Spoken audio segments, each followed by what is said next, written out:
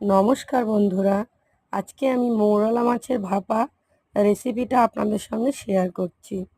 আপনাদের নিশ্চয়ই ভালো লাগবে।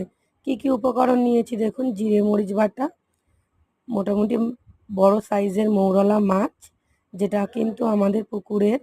একটু লেবুর রস মাখিয়ে নিচ্ছি।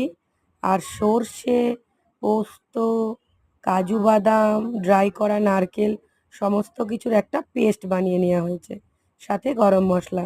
মাছটা ভালো করে মিশিয়ে দিয়েছি।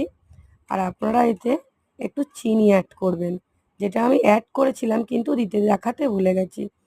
এবার কাঁচা সর্ষের তেল, টমেটো এবং কাঁচা লঙ্কা ভালো করে ঢেকে উনুনে স্টিম করে নিয়েছি। দেখুন কত সুন্দর হয়েছে। খেতে কিন্তু বন্ধুরা খুব সুন্দর লাগে। ছোট মাছ বলে যে খারাপ লাগবে সেটা কিন্তু নয়, অবশ্যই ট্রাই করবেন।